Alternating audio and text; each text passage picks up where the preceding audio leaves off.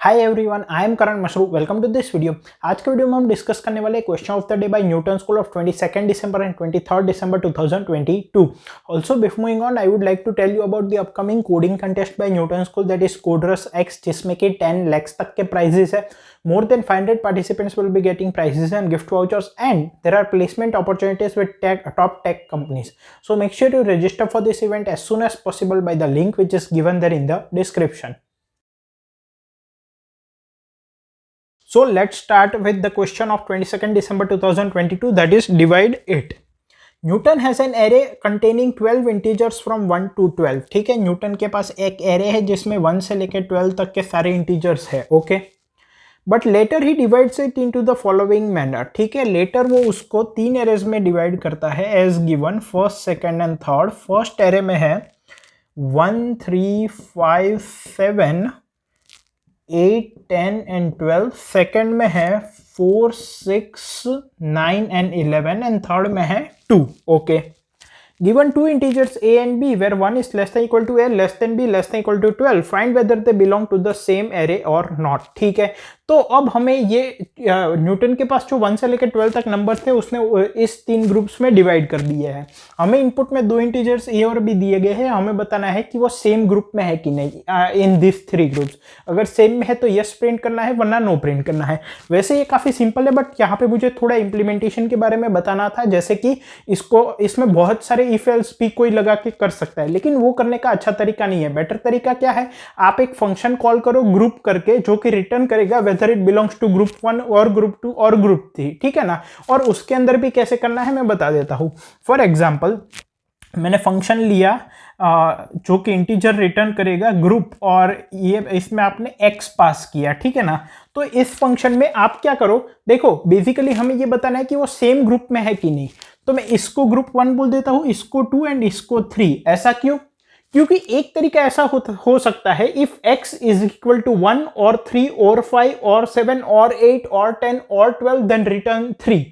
उससे बेटर तरीका क्या है, if x equals to 2, return 1, else if x is equal to 4 or x is equal to 6 or x is equal to 9 or x is equal to 11, then return 2, else return 3। तो इससे क्या होगा कि आपको इतने सारे और नहीं लिखने पड़ेंगे। So this is group 1, this is group 2 and this is group 3। अब आपको इनपुट में a और b दिया गया है। If group of a equals to group of b, print yes, else print no. ठीक है, कांस्टेंट टाइम में हो जाएगा। आई होप ये क्लियर है। Now let's move on to 23 December 2022 question, find pro sum. You are given an array of n integers a1 a2 an। ठीक है, क्या बोला गया है, एक n साइज का एरे है जिसमें एलिमेंट्स है a1 a2 a3 up to an। Okay, you have to calculate the प्रोसम ऑफ द एरे। ठीक है, हमें इस एरे का क्या कैलकुलेट करना है, प्रोसम कैलकुलेट करना है। Okay, prosum is defined as the sum of all the ai into ax over all pairs ij such that 1 is less than equal to I is less than j is less than equal to n modulo 10 की power 9 plus 7। ठीक है, तो हमें क्या find करना है, summation of ai into aj for all I comma j such that 1 is less than equal to I is less than j is less than equal to n modulo, ठीक है ना, ये समेशन मॉड्यूलो 10 की power 9 plus 7, क्योंकि ये number बहुत बड़ा हो सकता है। हालांकि मॉड्यूलो इतना इंपॉर्टेंट नहीं है, वो तो इंप्लीमेंटेशन के टाइम हम हर एक स्टेप में ले सकते हैं। मेनली हमें कैलकुलेट क्या करना है, summation a i cross a j, a i into a j for all i j given as 1 less than equal to i less than j less than equal to n. ठीक है, input किस तरह से दिया गया है, सबसे पहली लाइन में है n, that is the length of the array. Next line में एरे ए के n एलिमेंट्स दिए गए हैं। ठीक है, so this is the question.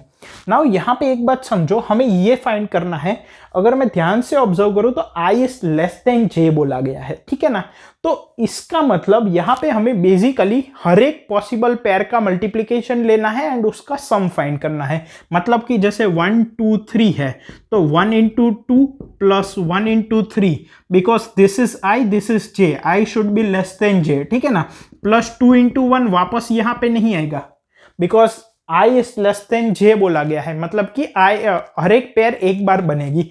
So 1 into 2 plus 1 into 3 plus 2 into 3 and this is my answer, ठीक है ना। तो अब यहाँ पे प्रॉब्लम क्या है, यहाँ पे कंसेप्ट कुछ नहीं है, इंप्लीमेंटेशन का ही खेल है। अब यहाँ पे मैं 2 फॉर लूप लगा के भी कैलकुलेट कर सकता हूँ, लेकिन 2 फॉर लूप लगाऊंगा तो टाइम लिमिट एक्सीड हो जाएगी, बिकॉज n की वैल्यू 2 इंटू 10 की पावर 5 तक दी गई है। तो मुझे यहाँ पे कुछ एफिशिएंट सोचना पड़ेगा।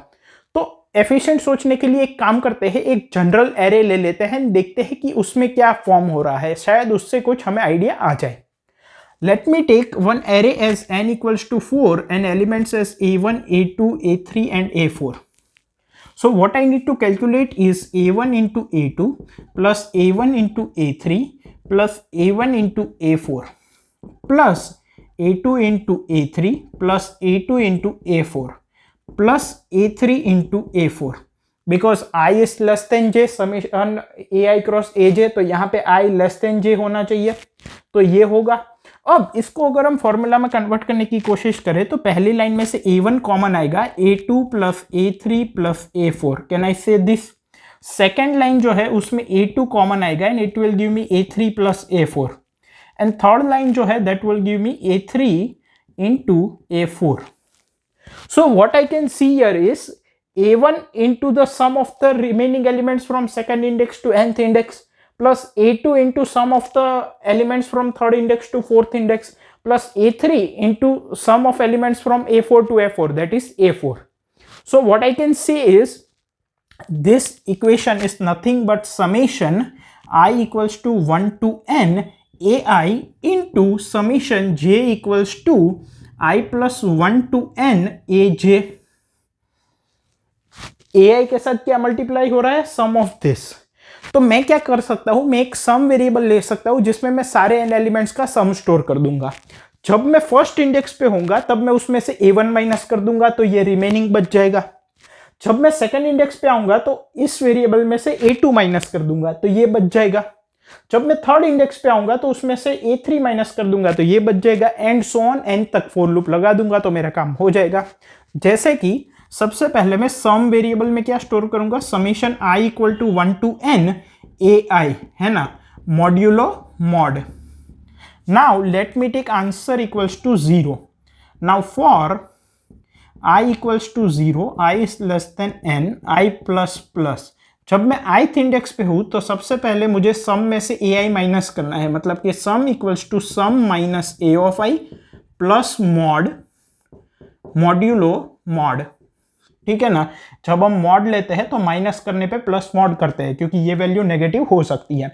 तो ith इंडेक्स पे आने पे a ऑफ i को माइनस करना है, और answer equals to answer plus a of i into sum modulo mod. जब हम फर्स्ट इंडेक्स पे होंगे तो फर्स्ट को मैं माइनस कर दूंगा समेशन a ऑफ i में से, तो a2 plus a3 plus a4 बच जाएगा, इंटू a1 करके मैं आंसर में ऐड कर दूंगा। फिर a2 पे जब मैं आऊंगा तो a2 को सब्ट्रैक्ट कर दूंगा, तो a3 प्लस a4 बच जाएगा, फिर इंटू a2 करके वापस ऐड कर दूंगा, एंड सो ऑन। यहाँ पे टाइम कॉम्प्लेक्सिटी क्या होगी, एक फॉर लूप लगेगा तो बिग O ऑफ n, जो कि गिवन टाइम में इजीली हो जाएगा। आई होप आपको दोनों क्वेश्चन क्लियर है। दोनों के सोल्यूशन कोड मैंने कमेंट्स में प्रोवाइड किए। Thank you.